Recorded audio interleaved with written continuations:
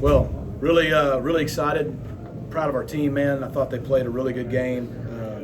Virginia did a good job, specifically, defense. They did a nice job changing up their looks and keeping us from being able to finish drives early. But our defense was just unbelievable today. And I think we had 9 sacks and 12 tackles for loss. They were 3 of 15 on third down. Did a really good job stopping the run again. 65 yards allowed us to kind of really control the game. And if we don't turn the ball over late, I think they'd have had a special day. And just, super proud of our guys. It's hard to win. It's hard to win 10 games. It's hard to do something that's never been done before. And no one's ever moved from a small conference to a power conference and gone to the championship game in their first year. So just really proud of our guys for doing that. I was going to say, what does that mean to you to be the coach of the first team to do that?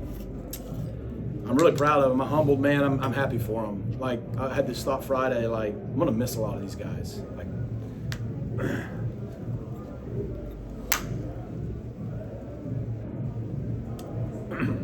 it's a fun group, man. They love playing together. They love playing for each other. They love playing for SMU. They don't care who gets the credit. And I think that's why they win. And it's special. And so I'm just a lucky guy who gets to be their coach. And so I know we're really motivated as coaches to do everything we can to put them in position to be successful. But today's a big deal. It's a big stinking deal. But job's not done. And just like when we got our 6th win to be bowl eligible, getting our 10th win and clinching a spot in Charlotte, it's hard to do. We're excited about that, but we got a home game against Cal. We need to finish this thing off right. We're still playing for a lot of other things, and we want to send our seniors out the right way. So we're going to celebrate this tonight on the flight home. It's going to be a lot of fun. Sunday, the players are off. Monday morning, we'll celebrate the win and get rolling on Cal just like we always do. But just really proud to be their coach right now. Okay.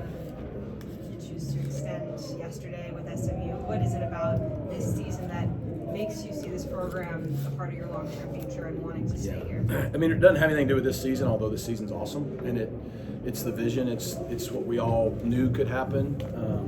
It's happening pretty quick, but and by no means do we think if it's happened once that's just going to be easy to continue to duplicate. But we want to be here, so that was never a doubt. Really thankful to Dr. Turner and Rick Hart and our entire board of trustees. Bill's in here right now, and Bill and Liz, and David Miller, and everyone just for wanting us to be here. That's our deal. If we're wanted, we want to be here, and our kids are happy. I'm happy. So there was really never a doubt. I kind of hate when that stuff comes out the day before a game, and because it's not about me. And when you get extended, that's extending our staff. We have the best staff in America. They're incredible, and the kids are the guys who go and do it. So, but really happy to know we get to be in Dallas a little longer.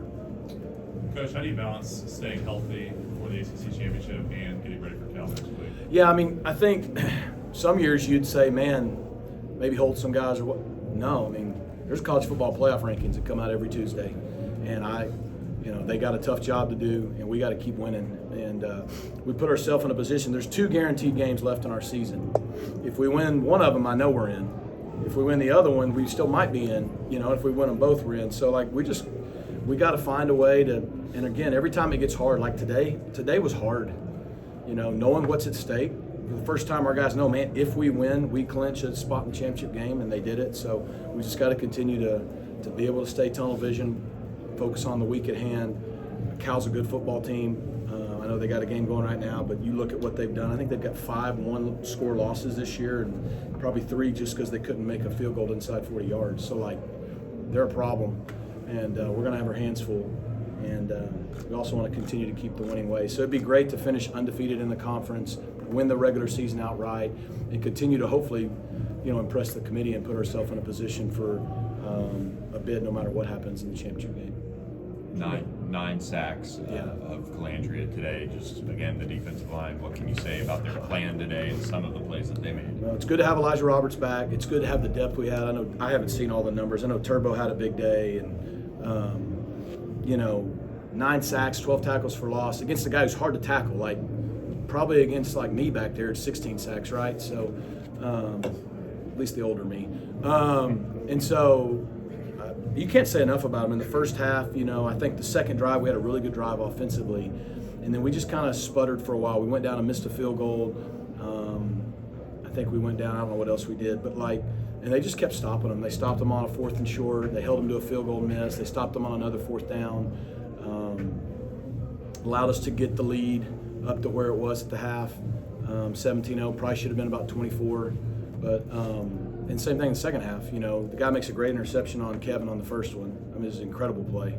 And they got the ball at the 30 or whatever it was, and they just keep them totally off the board. And then the last one, you know, again, if we don't turn it over on our own 25, I think they might have got the shutout. So really just incredible job by those guys. But it all starts up front. We stop the run, we can rush the passer, and they did that today. Kevin took a beating on that fumble. Was he okay? 'Cause he was Yeah, he got hit in the back, the ribs.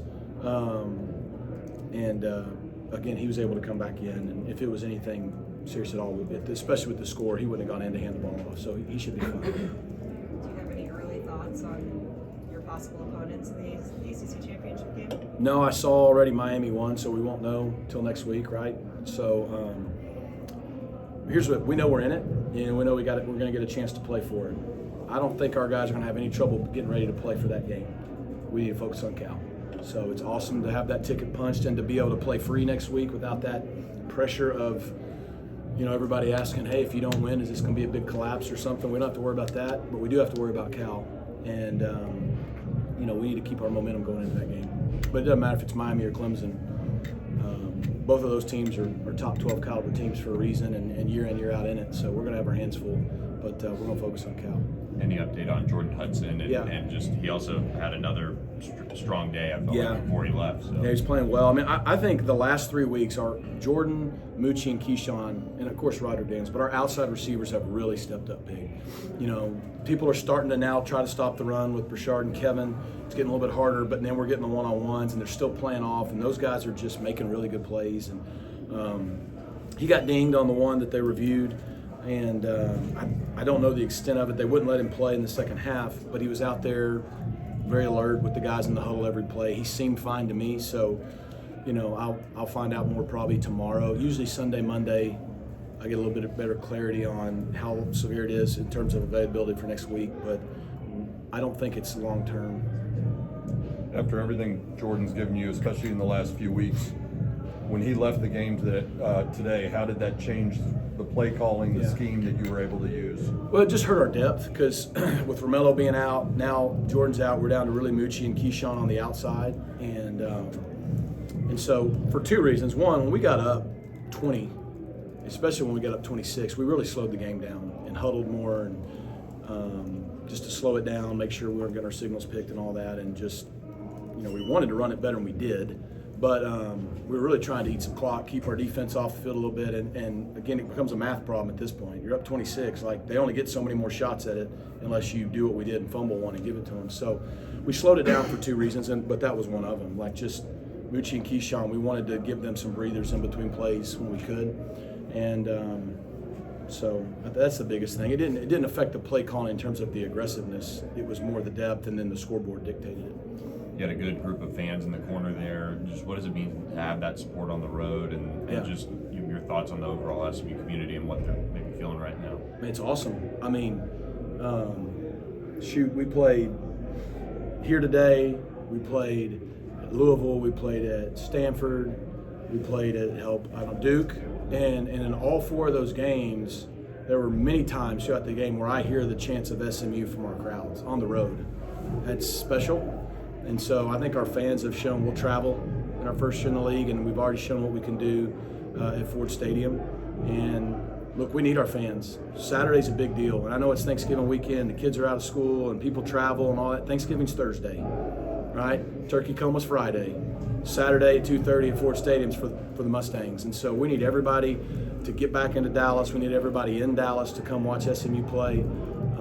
We need as many students as we can to go ahead and come on back and have a Saturday afternoon, evening, and a Sunday to get ready to go back to school the next week. So, because our home environment has been special this year, and it's been a big reason that we've won the way we have, and we're going to need them on Saturday. And so that's a plea for them to come be a part of something special with us. You mentioned the big game that Turbo had for you on the defensive side. Matt Hibner catches a touchdown with a couple minutes left. He's the only Virginia resident on your on your roster.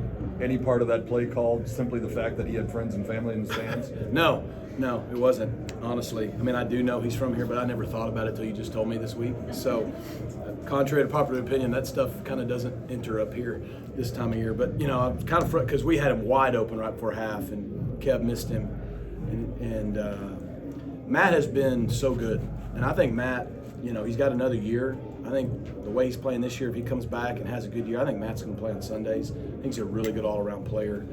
He's tough. He's physical. He's a pretty good weapon catching the football, and he's physical as a blocker. He's a great special teams player. So, but it was cool. I'm sure he had a lot of family in the stands. So, if it looks like I meant to do it, that's fine. Anything else?